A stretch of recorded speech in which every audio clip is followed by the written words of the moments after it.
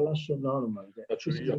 Ho perduto il conto, devo dire la verità, mi pare che sia il 16° seminario di questa lunga ciclo di seminari di webinar sul Covid che abbiamo iniziato ad inizio anno, appunto in funzione e a causa di quello che ci sta accadendo e ci è accaduto. Abbiamo sospeso per un mese circa nelle settimane a ridosso della riunione scientifica annuale, abbiamo ripreso oggi con questo seminario che ora Luigi Marengo, che ringrazio ovviamente, come ringrazio gli 8 autori e i 3 collegati che presenteranno il paper, andrà ad illustrare. Grazie Luigi e grazie ancora di nuovo agli autori. Grazie Marco. Allora, prima di tutto lo stile, lo standard di questi seminari è parlare in italiano, a meno che nell'audience non ci sia qualcuno che non è italofono. In questo caso passiamo all'inglese, quindi forse è meglio che lo dica in inglese. So the convention for the seminars is to have the seminar in Italian, unless among the attendees there is anybody, one person is enough who does not understand Italian. And sorry, reading the list of the seminar, I think there is at least one, Werner Güth, yes, if I'm not wrong. Yes. So sorry to have unveiled your identity, Werner, but I don't think there is any privacy question. So I think we should stick to English for the seminar. And anyway, the slides are in English. So welcome to this seminar. This is the 15th or 16th seminar of the long series of webinar that the Italian Association of Economists has started organizing during the lockdown last spring. And in fact, I coordinate this seminar, being one of the members of the governing board of the Italian Association of Economists. And today we start again after the summer break, and we have another list of seminars until Christmas, and then probably we'll keep on doing that as long as COVID will be around and webinars will be fashionable, maybe for all the years coming. We will keep them going. Tonight we have a very interesting seminar indeed. I had the chance to read the paper. By the way, the paper was done by colleagues either working in Lewis or gravitating around the lab for experimental economics, which is called Cesare, which is in Lewis and chaired by Daniela Di Cagno, who is one of the co-authors of the paper, but who couldn't be for family emergency, couldn't attend this seminar. So the paper will be presented by Luca Panaccione. Luca Panaccione is perhaps the only one not officially at Lewis, although he's collaborating on a daily basis with the lab in Lewis, but he's assistant professor at Roma Tor Vergata. He has a PhD from Louvain, if I remember correctly, and lots of publication in microeconomic theory.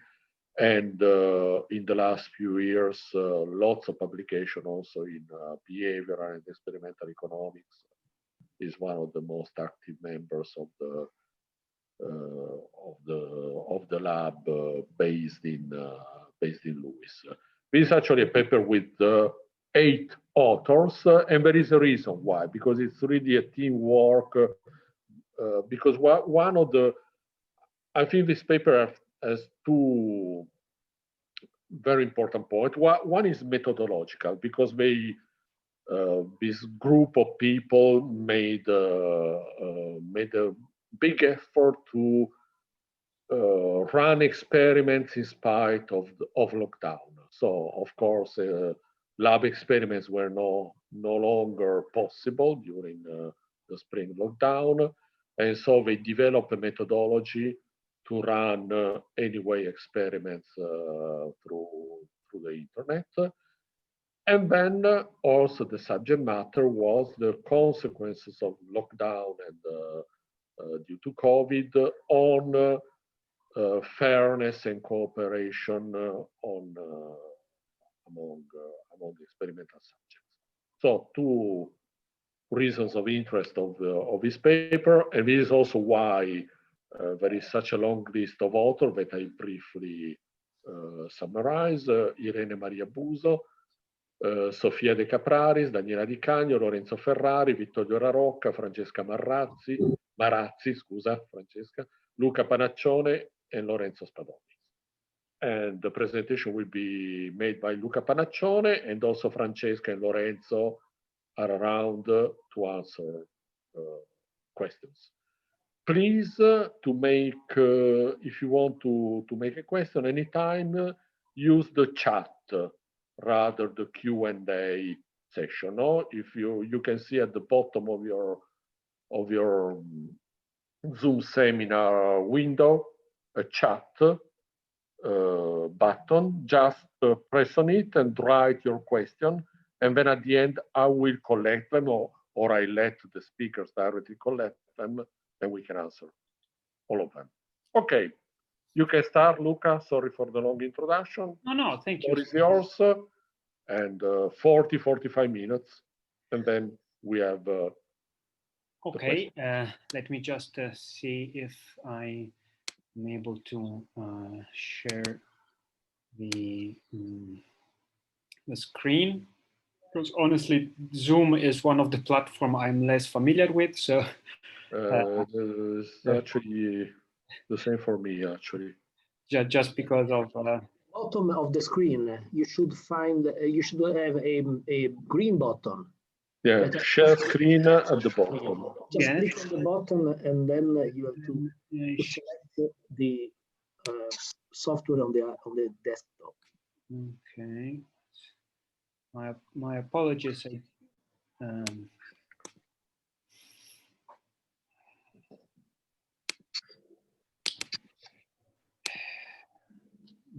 Sorry, the system is blocking. I have to give authorize the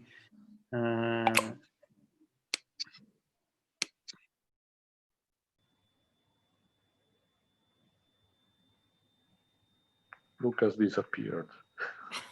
We have neither slides nor speaker, so it's. I was about to say that I have the slides, so in case Luca doesn't manage, I can share the presentation as soon as he's back.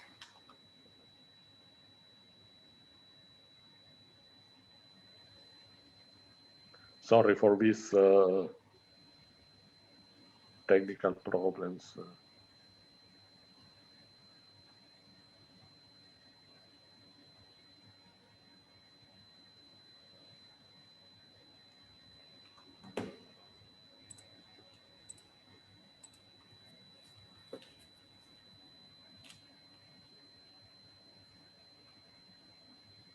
Luca?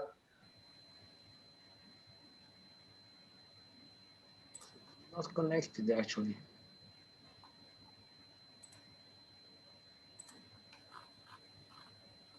Okay, he's now an attendee, so somebody should make him a panelist. Oh, he's in the group of attendees. Yes, he was switched to attendees. Okay, here he is. Yes, okay. Back. He's back.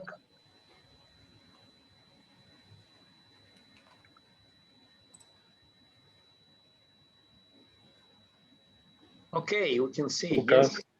you're Luca. back. Okay, we can see it. Luca, you are muted.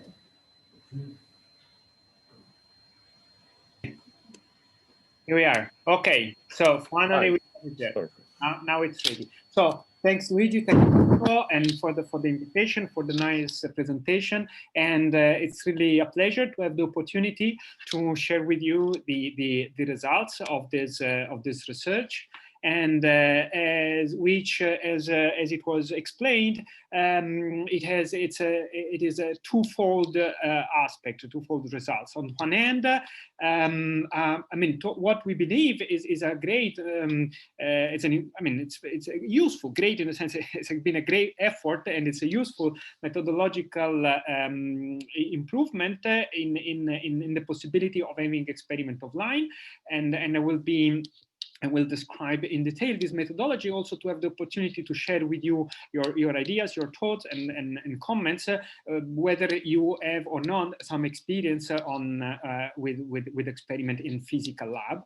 And the second, because we had a rather unique chance to test or to gather information regarding attitude toward fairness and cooperation from a typical experimental subject pool in a period of lockdown. So we managed to run an experiment exactly during the period of national lockdown in Italy, and therefore we had a unique opportunity to gather information regarding this attitude and such a dramatic and condition that we experienced in last April. Okay, and as Luigi clearly explained, this is really a teamwork, and the effort of everybody was crucial in order to be able to organize a methodology that essentially tries to replicate and mimic all the salient and relevant characteristics of lab experiment on an online platform. And I will try to convince you that the differences we have compared to, quite popular and established online experiment are relevant enough, okay, to justify all the effort we made and the effort we are still making in order to improve and fine-tune this methodology. So just as a way of motivation, okay, let me of course recall that as we all experience ourselves, the COVID-19 pandemic heavily affected the way we could live and interact, okay, and during the lockdown. But of course, this is still true nowadays, even though the situation is slightly less complicated and slightly less dramatic, at least for some region and some part of the country. So during the lockdown, we experienced instances ranging from much reduced interaction to complete isolation. Of course, this it was based on the kind of region and the kind of individual condition we were living. Now, of course, we at the time we wrote the paper, of course, we didn't know exactly what would happen after the summer. We as everybody, okay, we could expect a kind of second wave, but we didn't have any idea of how severe it could have been. But in any case, we were all sure that this effect of the pandemic would be long-lasting, or at least lasting for quite some time. And therefore, we as experimentalists, we faced really the need to find a reliable way to run experiment as close as possible to the physical lab methodology, but taking into account physical distances, or at least much reduced possibility of direct interaction. Okay. And as I said, at the same time, we wanted to test the effect of this distancing and isolation on important attitude for cooperative and interaction, that is the attitude toward cooperation and fairness, and I will be clear how we are going to measure and detect this characteristic.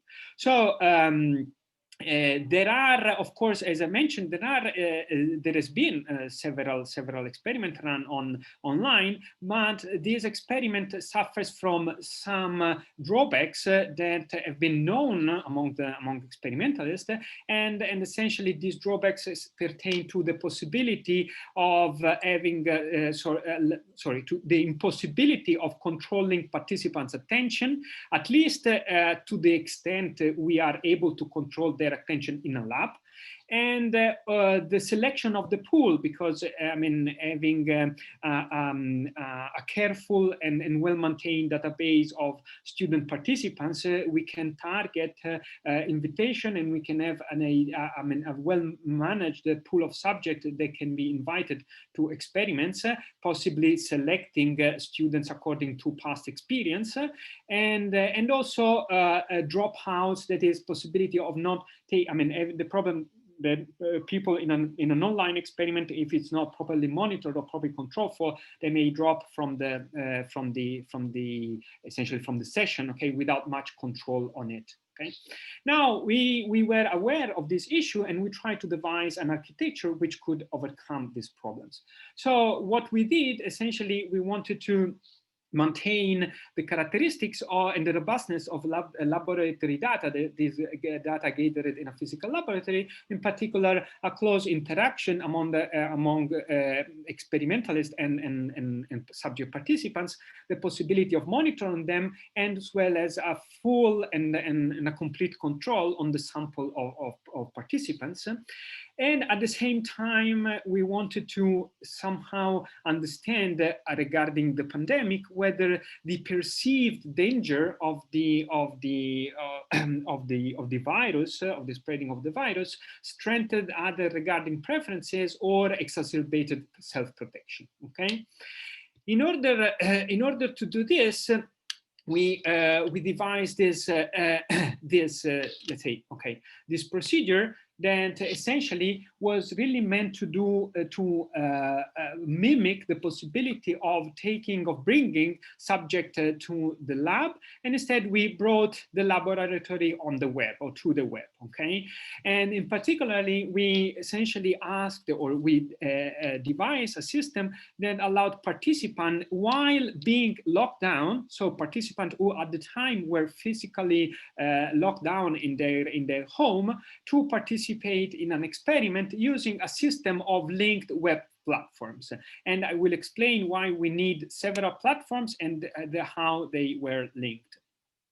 Now, in particular, this to go on to the details. So these platforms are listed here. So we used the usual recruitment tool, which is not the unique, but possibly the most common recruitment software, which is the O3 platform. In addition to this, since the experiment was run using the Lewis facilities, we use the Cisco WebEx system, which is not the only system to have essentially virtual classroom, but it's the one that was used at Lewis. And at the same time, we use Google and OneDrive, that is Google Drive, to distribute instructions and to participants without the possibility for them to download. And I will say why this is important. And moreover, we use the two common platform to run experiment, one which is called ViconLab, which, by the way, it's more used for classroom experiment than for a research experiment, but it turned out to be particularly suited for our task, and also O3 in order to complement the kind of experiment we could run on ViconLab. And finally, the other crucial novelty is the use of the platform Prolific in order to organize payments to subject. Because of course, I didn't mention it before, but one of the salient characteristics of lab experiment and of experiment is that task must be incentivized. So we need to pay subject, and we need to pay subject maintaining as much as possible anonymity of those who receive the final payoff. Okay, in order not for this information to somehow influence the choices of participants. And so in this way, we maintained exactly all the characteristics of the lab experiment. So subjects were recruited through ORC. They were monitored by virtual cubicle organized using the Cisco web system. They received instruction which could be read on a PDF, like the instruction which are printed and distributed in the lab. Furthermore, it is not listed here, but another features that we organized was to record the instructions because another feature that we have in the lab is that instruction from the experiment must be read aloud in order for participants to be aware that there is a common knowledge of the procedure of the experiment and of the structure of the game. And this was done by ensuring that everybody would listen to the instructions which were recorded. To be honest, there is also another minor point, but it's important that recording the instructions allow them to be read exactly by the same person in each session, which reduces possibly minor but still present session effects. Okay. And VConLab and O3 were used to administer and to organize the experiment.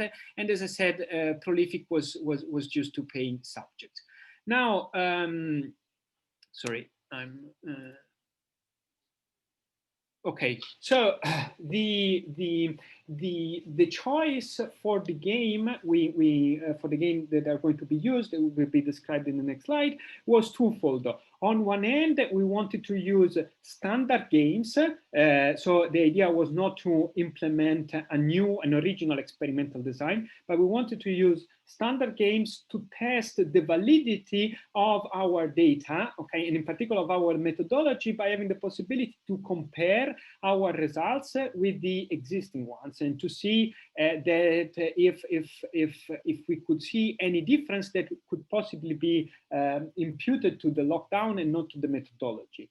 And then in order to correlate the choices of participants to the condition of the lockdown, we provided a final non-incentivized questionnaire containing several questions, and among them the most important for us were the ones concerning the details of how participants were spending the lockdown.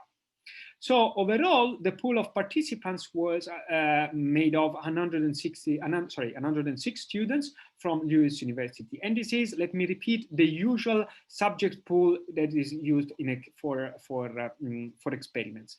And the session went run during April 2020. So as you can see from this date, it took a little bit to organize the platform, but we can say that we were fast enough to have the possibility to use subjects still locked down either at home, at their own town, or in other, or possibly if they didn't have time to move before the lockdown, but still they could, and they couldn't have a possibility to move and across the country. Now. So the standard game we are using, it's standard, of course, for the experimental literature, and this has to do with a public good game, and for which we employed 52 participants, and an ultimatum game for which we employed 54 participants. Actually, the ultimatum game was played just after one single round of the dictator game. In the public good game, subjects were matched in groups of 4 players with a partner matching protocol, meaning that they played always with the same partners for the 10 rounds. And in each round, they could distribute among a private investment and a public investment 25 tokens, and the conversion and the rate of exchange for 1 token was equal to €1. The NPCR, that is the productivity, or if you want, the rate of return of the investment into the public good, was equal to 0.5. By the way, for those of you who are not familiar with these numbers, with the specification of the parameters, these are exactly standard parameters that you can find in the literature, precisely because we wanted to be able to compare our results to the most established ones. And then there, as a end of round feedback, subject received the information regarding the aggregate contribution of other group members and on current and cumulative payoff. So to have an idea of how the other subject behave, and also to have an idea of the own payoff accumulated during the rounds. As for the ultimatum game, we add an assignment role constant, that is, subject could be either proposer or responder, and the matching protocol was random between DG and UG, meaning that the pairs of subject were randomly formed for the DG, and then they were reshuffled only once after the first round, and after after that, all the 9 rounds of the UG game were performed under the partner matching protocol. So the same partner in the 2 pairs as a proposer and responder. In this case, the pi size, the amount to be shared, was equal to 10 token, and to make also comparable let's say comparison in terms of monetary payoff. In this case, the rate of exchange of 1 token was equal to 1.5 euros. And as an end of period feedback, the proposer demand, we provided information regarding the proposal demand, the responder acceptance or rejection, and the own current and cumulative payoff. So in particular, proposers were aware that whether the responder accepted or not their demand. Now, results on as a summary, not a summary of the results, but a summary of what we get. So we get that for what matters, the robustness of our methodology, the results are online with those well known in the literature, and we take this as a confirmation of the robustness of our proposed methodology. And this is important because I will come back to it later on, but regarding what I was mentioning before starting the seminar, the idea that we have is that while this procedure, this methodology, this architecture was developed to cope with the limitation imposed by the lockdown, our idea is that if we manage, okay, to settle this as a protocol, as a standard protocol, as standard as the physical one, we could use the lab on the web architecture to make experiment. For example, imagine having participants from different locations to participate at the same time to the same experiment, and possibly having groups of subjects formed by participants which are physically located in different universities, even different countries. Okay, and this would provide a terrific heterogeneity. Okay, in the subject, and also in the condition under which we can run experiments. So it's what we believe is that this methodology could really improve the scope for experimental investigation in economics. And the second part of the result was that we indeed are able to show that the lockdown conditions, okay, actually have a significant correlation with the behavior of the subject in the 2 games. Okay. Now, which actually on one end it was expected, but of course what we didn't know in advance, or what kind of correlation and what kind of effect, and now we can try to be more precise about it. So to confirm the first point, we see that on average the contribution to the public good amount to 31.7% of the total of the token endowment, which is a figure in line with standard result.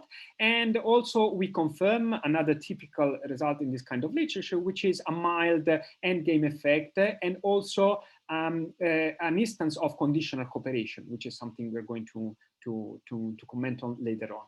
As for the dictator game, average proposal demand amount to 81.5% of the pie size, meaning that dictator ask from themselves a large part of the pie size, but despite this, they leave a substantial, a significant, I would say, amount to passive responders who can only get what they are offered by the by the proposers.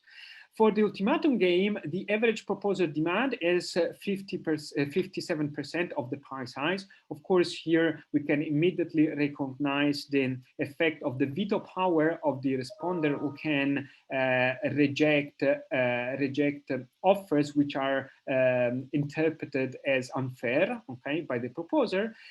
In general, the acceptance rate of the responder is quite high. Again, something which is online with existing literature, but I would like also to stress the fact that responders do reject positive offers whenever, possibly because they are considered not fair enough. Okay. Sorry, I see that is there a question? Enrico, sorry. Okay, so I didn't get exactly the kind of rule. So shall I repeat? Shall I answer the question right now, or is better to leave it to the question? Well, normally we keep it unless really it's a clarifying question. Let's keep it for the end. Okay, I may say that this question from Enrica could be usefully, answered together at the end. I don't think it needs for a clarification of this part of the result. Yeah, let's keep it for the end. Okay. So let me, just close this. My apologies, as I said. Okay, so as regarding the lockdown characteristics, okay, so what we have here, it's length, okay, in the sense, in the final questionnaire, we had 3 sets of questions regarding the condition of the lockdown. We asked how long they were locked down in, so 6 weeks or less, or more than 6 weeks. This is because, of course, if you remember, there was a national lockdown, but preceded by a local one, and moreover, people somehow decided, or we all remember that people started being at home or staying at home even before the official legal national lockdown. So we get this window, okay, of weeks that people could declare to be in lockdown. The number of persons here, it's we wanted to have an idea of how lonely, if you want, or how with whom, with how many people subject was spending the lockdown. So we asked the housemates that were sharing the house with the participants. So either 1, 2, or more than 2. Of course, here we had in mind the possibility that either the students could go back home, so they were possibly living in a family, and so at least with more than 2, or possibly they were either alone or maybe with a single flatmate in a student house. And in the situation, of course, we were asking whether they could essentially they could go back to their hometown or households, or if not, they had to remain far from their hometown. Okay. Now, as for the, by the way, of course, these questions are all self-reported, and as it is quite intuitive.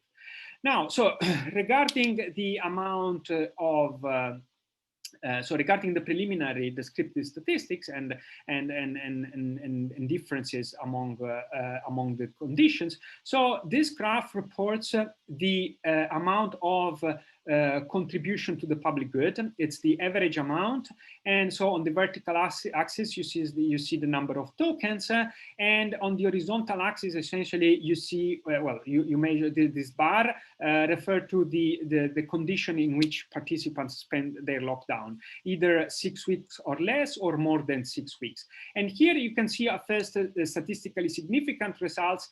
Those subjects spending a lockdown for more than 6 weeks contributed significantly less than those who were spending less than 6 weeks, okay, in lockdown. So here we have a first result that length of lockdown is negatively correlated with the amount of cooperation as measured by the number of tokens contributed to the public good.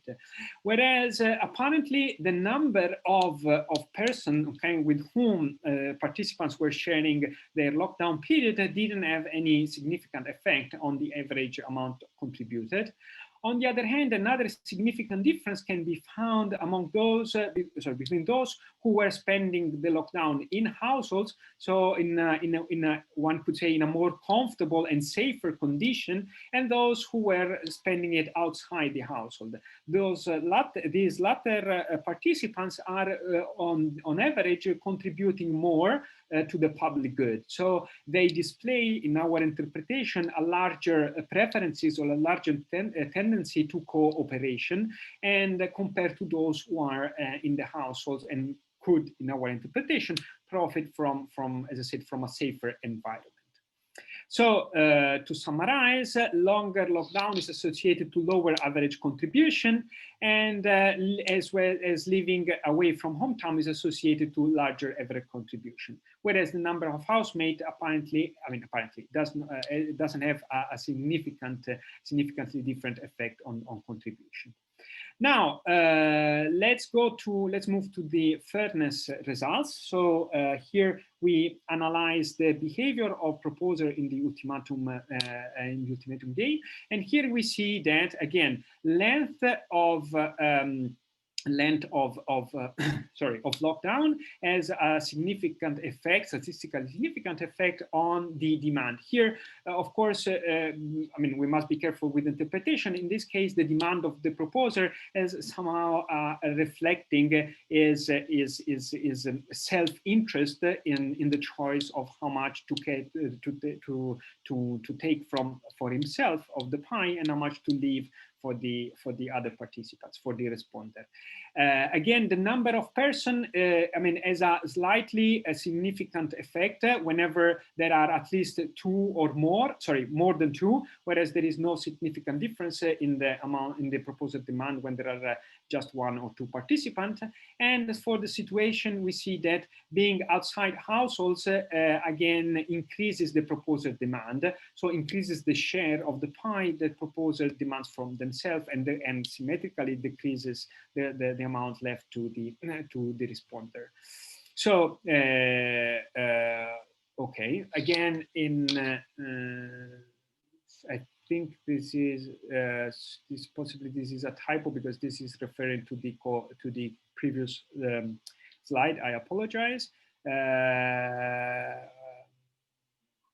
Okay, so lockdown is associated to significant larger average proposed demand, as I said, and living away from hometown is associated to significant larger average proposal.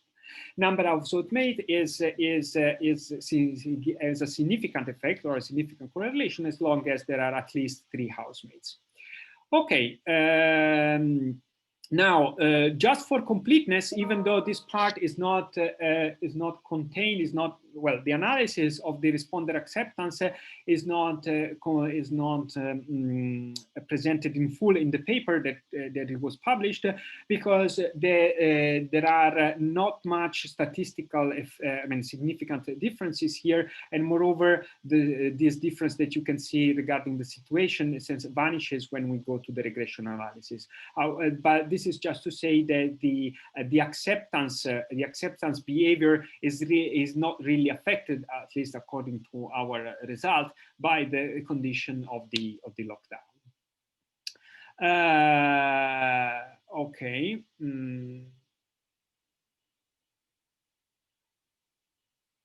Okay, and now, sorry, to come back to the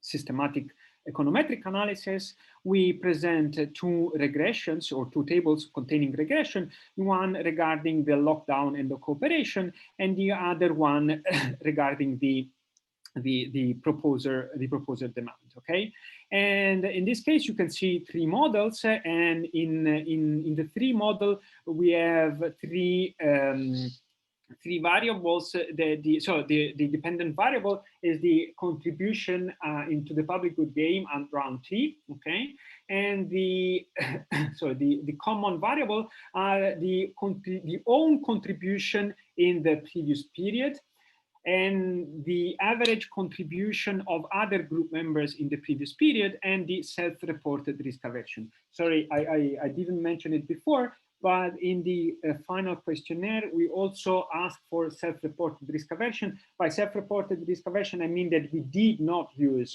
the traditional technique, say Alton Lowry or any other method to elicit risk aversion in an incentivized way. So we only ask to report the degree of one's own perceived risk aversion. And these 3 variables are present in the 3 model. And in addition to, we in turn, we use the 3 lockdown features. So the number of person, the length of the lockdown, and whether the lockdown was spent inside or outside households. And furthermore, demographic and rock dummies are included in all the specification. So as you can see here, the relevant, statistically relevant effect are those related to own contribution, okay, and which in the sense that a subject who contributed more in the previous period will tend to, the higher the own contribution in the previous period, the higher the contribution in the current round. The average contribution of other group members in the previous period is also associated to a higher own contribution in the current round. This is an instance that we interpret as could be related to instances of conditional cooperation or reciprocity if you take into account the fact that this observation is lagged one period. Self-reported risk aversion is also significant, and in particular, a higher degree of self-reported risk aversion corresponds to a lower contribution to the public good. In our interpretation, these reflect aversion to the strategic uncertainty related to the behavior of the other participants in the group and to their contribution choices. Regarding the number of housemates in the lockdown, consistently with the preliminary analysis of the previous slides, we see that the number of person does not significantly affect the amount contributed. However, people spending a lockdown for more than 6 weeks tend to contribute less, and this result is statistically significant. And also, when the subjects are outside the households, they tend to contribute more, okay, as the sign of the coefficient here reveal. Regarding instead the proposer demand in the UG game, okay, remember that the UG game was run before a single round of the dictator game, which was meant to have at least an idea of a measure of fairness consideration of proposers on regarding responders. And here again, we have similarly 3 models. Okay, here we use a panel regression with random effects, and here the common covariates are the demand in the first round of the dictator game, the proposer demand in the previous round, so the own demand in the previous round, the acceptance of the responders again in the previous round, as well as the self-reported risk aversion. In addition to the 3 conditions of lockdown, each one considered separately. And again, we can see that the effect of the first demand of the choice in the dictator game is hardly significant, okay, and the whereas the proposer demand in the previous round is positively affecting the own proposer demand in the current round. And similarly, the acceptance by responder in the previous round affects positively and in a significant way the demand of a proposer in the current round. Okay, so proposer experiencing acceptance in the previous round will tend to demand for themselves more, and as again proposer who have demanded more in the previous rounds will also tend to demand more. This result, which is analogous, at least in qualitative term, to the previous result regarding own contribution, it can be interpreted, in our opinion, as a kind of a typology. So subjects who tend to be consistent with their own behavior. So those who demand more in the past will tend to demand high demander in the past will tend to demand more in the current period. Finally, the results on the lockdown variable again somehow confirm or are in line with the table previously shown. So the number of persons in lockdown, okay, is significant in the sense that compared to those who are in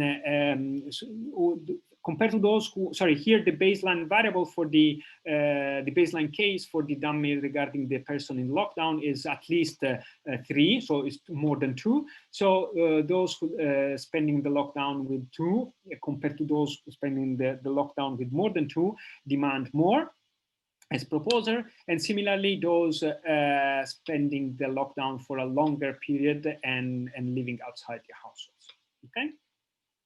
So this is more or less what we are able to find out from our experiment, and therefore our conclusion. So I mean, consistent with the idea that I was trying to share with you at the beginning of the presentation, these results are for us reassuring, and in the sense that they somehow confirm the robustness of this methodology, at least for the part of the result that are consistent with the existing literature. And the implementation of this linked system of web platform was moved in the sense that it was difficult to set up, or once it's set up, it runs smoothly and constitute a good premises or for interesting extension and application, part of which was mentioned before. But as I said, in this way we could run experiments with subjects located in different places with the same level of control that we had in a physical lab, something which is of course impossible if you have to bring students possibly from different regions, cities, or even countries to the same physical lab. And so lab-like experiments seem a suitable, well, substitute whenever it's unfortunately needed to be substituted, like in lockdown situation, which of course we hope we will not be we will not experience anymore in the future, at least not in the of the kind we had experienced during last spring, but for sure can complement the possibility of gathering lab-like data. And finally, regarding the effect of the pandemic and of the condition of the pandemic, we see that there is an interplay between the circumstances in which participants lived in lockdown and the behavior in the two games, which, as I said, for us are a proxy for their preferences toward fairness and cooperation. So participants essentially behaved more selfishly in the ultimatum bargaining when social isolation is stronger, and that is when lockdown was spent outside the households and with fewer outmates, and contribution to the public good are higher for participants spending the lockdown outside the households. Again, the idea that being outside of the household could promote cooperation, possibly for a sense of a reciprocal head and reciprocal cooperation. However, the length of the lockdown was at a negative effect on this level of cooperation, and therefore total average cooperation was negatively related to the length of the lockdown itself. So I think I am more or less on the time, but in any case, this is all I wanted to say, and I hope I could convey an idea of our, let's say, of our also, I mean, I would say enthusiasm for the possibility of this alternative way of gathering experimental data. And I hope that our result could also be interesting in interpreting the effect of the lockdown on attitude of preference on cooperation and fairness. Thank you very much for your attention. Thank you. Thanks a lot, Luca. Very interesting presentation, very clear, nice results. We have a few questions. There is also one in the Q&A. I don't know whether you can see it. Please, the audience, preferably use the chat rather the Q&A for technical reasons. Anyway, I can read you the question in the Q&A from Pietro Battiston. Is more a comment than a question, but Finocchiaro Castro 2008 and Decken and Wilson 2006 ran experiments across remote labs in case it is of interest. Okay, so, thank you very much. Thank you. Yes, this is a very good suggestion. Yes. Okay. I also had a question. Then there is one from Rika Carbone. Yes, yourself. Yes. I also had a question. Sorry for the rather trivial question of a total ignorant in this subject. What about the difference of what you did and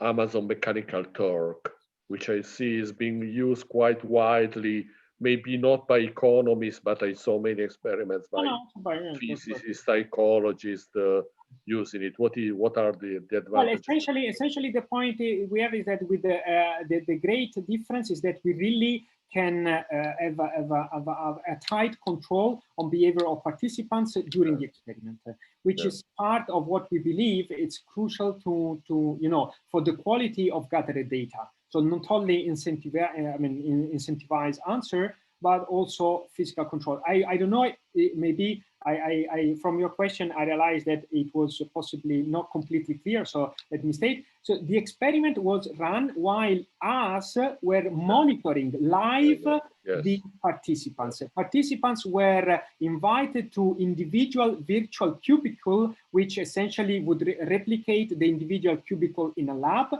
They can see via the video. They can see experimenters. They cannot see other participants. They cannot talk to other participants to the platform. But we could choose these. So we could see them, and so and they know that they were monitored, which was essentially the same setup that you would have in a lab. And this is something that cannot be reproduced in a network as we did. Okay. So, and one of the reason why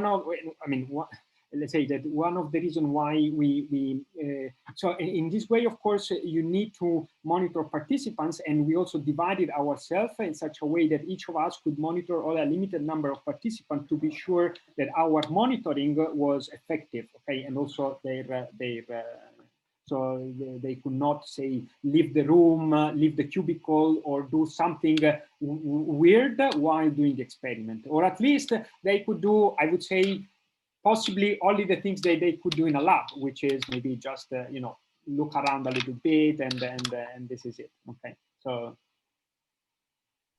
Okay. Can I add something quick on this? Yeah. Maybe you can directly answer. There are two questions in the chat. I think you can see them and answer directly from Erica. Francesca, if you want to add something to regarding this point, and then I can answer the other chat. Yeah, something very quick. The other thing that it's extremely hard to do via Mechanical Turk or anything that it's mostly a questionnaire than an experiment is having repeated interactions, which is something that having subject interact in a proper game. So what you can do with Mechanical Turk is most of the time use the strategy method. So all the possibility that experimental softwares offer us in terms of letting people repeatedly interact and have feedback and then interact again are very hard to implement there. This is everything I wanted to say. Thanks, Francesca. Of course, I mean, sometimes yes, this is another crucial issue, because otherwise you would, I mean, the use of these other platforms in addition to the control greatly limits the kind of experiment you can actually run. Okay, and because of the sort of limitation Francesca was mentioning. So in a sense, with this platform, now whether some details can be improved, but with this platform we can really replicate any sort of experiment you would run in a lab. Okay, plus with the addition of involving, as I said, subject far away from each other. Now, Enrica. So Enrica, essentially, so the use of the prolific for the payment. Well, essentially, using prolific in this case, it's has the same advantages and the same limitation that you would have by if you use prolific for saying, for example, as it is most commonly done, that is administering, I mean, providing a survey questionnaire and paying subject based on the time it takes to make a questionnaire. Okay, so we paid subject based partly on the time they spent on the questionnaire, and partly, since prolific allows to grant subject with bonus payment, partly with the result of the experiment, like in any incentivized experiment. And Prolific gives you the possibility to set up a study, okay, and then provides an invoice in which essentially it charges with the entire amount spent for participants, and this invoice can then be processed by the university as a service invoice. I mean, I don't know the technical name terminology in English, but it's like a service provided by an external. Yes, it's an external services for which there is an official invoice that can be then paid by the university. Okay. So how did you choose the 6? No, we did not run. So did you run some robustness sensibility test on different thresholds? If you haven't got info, so sorry, I'm reading quickly the question by Mario Maggioni. So he's asking regarding whether we did some robustness check on the length of the week. And yes, and there are two different questions. And if we had got info on the physical space. No, so let us go backward, okay, if it's fine, Mario. So we didn't actually ask information regarding square meters.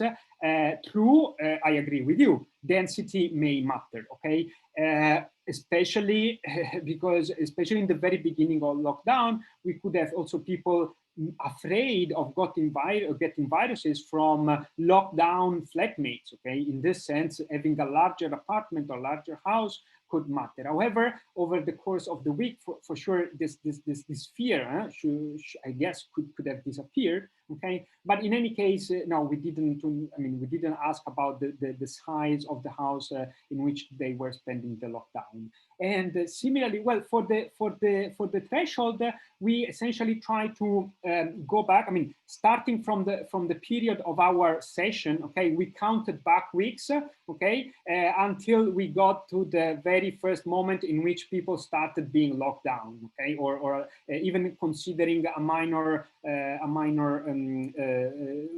transition phase, okay, taking into account, say, individual lockdown as opposed to the national one, which now, if I remember correctly, was at the very beginning of March, okay? And so we ran session in mid to late April, okay? So the 6 weeks take into account the national lockdown plus a minor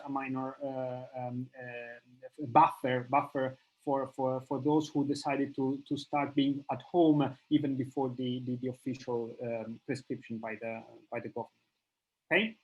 I hope I answered your question, and okay, that's it. Thanks. Are there other questions? Yeah, there is another question by Enrica Carbone again.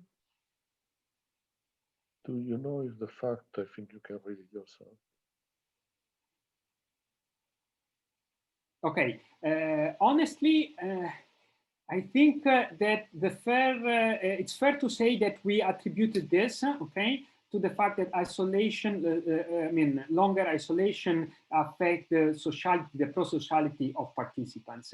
If in the sense that we didn't have, depend on negative expectation about the future. So if I remember correctly, we didn't ask question regarding, I mean, you mean expectation about how long, or in general about expectation about the individual condition in the future? Is that what you mean, Enrica? Or because in any case, we didn't ask something regarding how they perceive themselves in the near future because of the lockdown, in a better or worse position or something like this. So it's not based on anticipation. If I understand your point, it's not based on an anticipation. Exactly. It's not based on an anticipation of their feeling about the future learning. Okay. And this is it. Okay, so we for the data we have, I think the most fair, the best interpretation we can give is in terms of effect of length of lockdown and on the pro-sociality. Okay. Okay, so why didn't you? So there is another question by Mario Maggioni. So why didn't you run I'm not sure whether I got the question right. So let me say this: the experiment were different, okay, and when run by different subjects, okay. So the independent variables are on one end the contribution to the public good game, and this refers to the experiment on public good run with the pool of subject. And the other question and the other experiment was run with a different pool of subject, and the dependent variable was those. But now I'm realizing that you were asking, sorry, for an independent variable. Sorry. Yes, no. My apologies. So I misread the question. Okay. Well, there was in part a problem of multiple linearity in this kind of answer, of course, as you can imagine. Okay, so we decided to split the regression and taking in each case one type of lockdown condition, okay, only. So yes, your intuition is right, perfectly right. Okay, good. It's 6:05, exactly 1 hour. I think we can stop here unless there are no questions. Erika is just saying thank you. Thank you also, Erika. Thank you for everybody. Sorry for using this chat question and not letting you intervene directly, but Zoom makes this distinction between panelists and attendees, and only panelists can take can intervene directly. Sorry, it's a mystery of the different platforms, and we cannot do anything about it. Okay. Anyway, thanks a lot to the speakers, to Luca, Lorenzo, and Francesca, and to the author. Very interesting seminar, and thanks to all the attendees. And I remind you that there will be other webinars organized by the Association of Italian Economists the next 3 Thursdays, always at 5 o'clock until Christmas, and then we'll stop for Christmas holiday, and almost certainly we will resume in January. The next one is next Thursday, December the 3rd at 5 o'clock. The title will be National Local, the Demand for News in Italy During the COVID-19 by Stefano Castriota, Marco Del Mastro, and Mirko Tonit. And thanks a lot again to the speakers and to the attendees, and have a very nice evening, and see you possibly all next week. Thanks. Bye everybody. Grazie Luca, grazie Francesca. And if I may say, needless to say, if you have, if now you are willing to make a lab experiment, we are really happy to share ideas, opinion, and collaborate with anyone who possibly after the seminar got a further interest in this possibility. So thanks to everybody for your interest and your questions. Thank you very much. Bye. Okay. Bye. Grazie. Ciao, ciao. Grazie Luigi. Ciao. Ciao, ciao Marco, ciao a tutti. Ciao.